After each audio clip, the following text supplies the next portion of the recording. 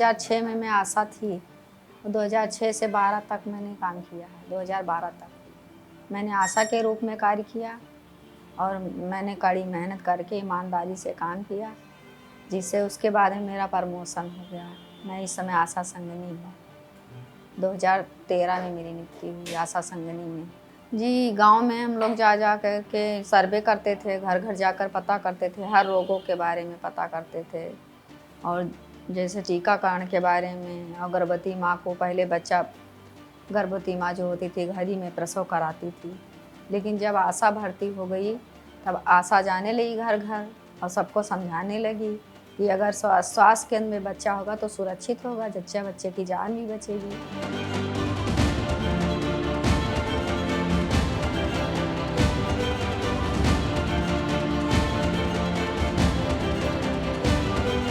संचारी अभियान दस्तक अभियान चल रहा है, तो इसमें हम लोग रोगी ढूंढते हैं। सर रोगी ढूंढते हैं, जैसे टीबी के पेशेंट हों या मतलब क्या कहते हैं कोरोना के पेशेंट, बुखार हो, इस तरीके से हम लोग मरीज ढूंढते हैं। तो गांव में जो मिलता है उसको हम लिख लेते हैं अपने डायरी में और फार्म भर के देते हैं उनका।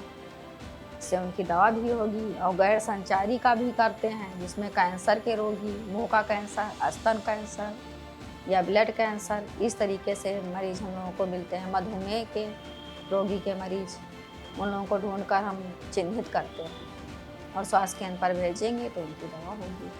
बहुत से ऐसे पेशेंट मिलते थे जिसके पास पैसा नहीं था, हम अपने पास से पैसा लगाकर उन लोगों का दवा करवाते थे।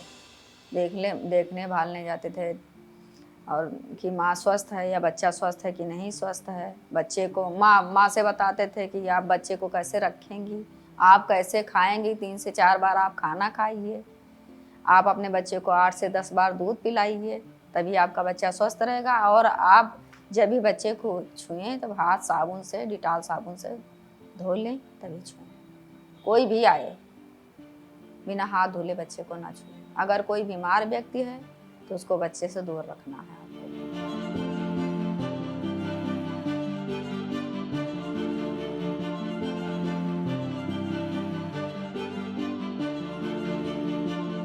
वैसे शुरू में हम लोग जाते थे तो लोग नहीं विश्वास करते थे, लेकिन इस समय अगर हम लोग जाते हैं तो कोई भी काम वो करेंगे तो पहले हम लोगों से पूछेंगे। अपने बच्चे, अगर किसी बच्चे का तबीयत खराब है या किसी गर्भवती माँ है या कोई भी रोगी है तो वो लोग हम लोगों के पास फ़ोन मिला के हम लोग अपना नंबर देते हैं। उन लोगों को फ़ोन मिलाकर संपर्क कर लेंगे कि मैडम ऐसी बात है और ये आपको करना है। हम लोग जाते हैं क्षेत्र में। अब धीरे धीरे हम लोगों को विश्वास करने लगे वो, क्योंकि हम बिल्कुल परिवार के तरीके से रहते हैं उन लोगों के साथ। ये हम नहीं जानते हैं कि कौन से जात के हैं, बिल्कुल उनको अपना समझते हैं, तब भी वो हम लोगों के ऊपर विश्वास करते हैं। जिस दिन सर मैंने आशा का कार्य छोड़ा था, मतलब मैं संगिनी हुई, हमारे गांव की सारी औरतें और जेंट्स सब भी रो रहे थे कि मैडम आप जाइए नहीं, आप अगर थी यहाँ तो बहुत बेहतर कार्य कर रही थी, आप जा रही हैं, पता नहीं आपके जैसा कोई आए या नहीं।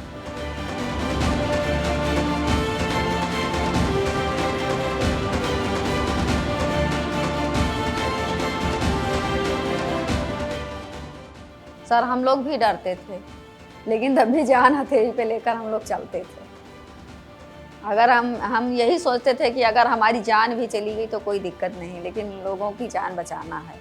बाहर से जो लोग आते थे उन लोगों का हम लोग जांच करवाते थे। अगर कोरोना पॉजिटिव वो निकलते थे तो उनको क्वारंटाइन करवाते थे, दवा भी दिलवाते थे, सैनिटाइजर, मास्क, सारा चीज़ दिलवाते थे। बार बार उनसे फॉलो अप करते थे, देखने जाते थे। हमारे घर वाले डांटते भी थे कि तुमको हो जाएगा, लेकिन हम नहीं डरते थे। यही सोचते थे कि हो जाएगा तब हो जाएगा, किसी की जान तो बच जाएगी। अगर मेरी वजह से किसी को फ़ायदा हो रहा है तो हम करेंगे उनका।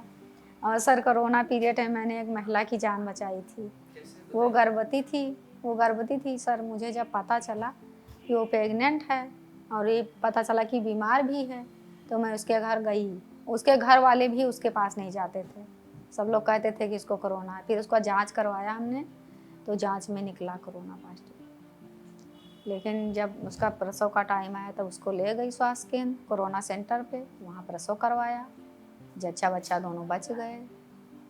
वो सबसे ज़्यादा हमको खुशी हुई कि हमने किसी की जान बचाई। हम लोगों को सम्मान मिलता है गांव में, प्रधान जी हम लोगों को कुर्सी देते हैं बैठने के लिए, और गांव के कोई भी सदस्य हैं तो हम लोग कोई भी मीटिंग होती तो बुलाते हैं हम लोगों को।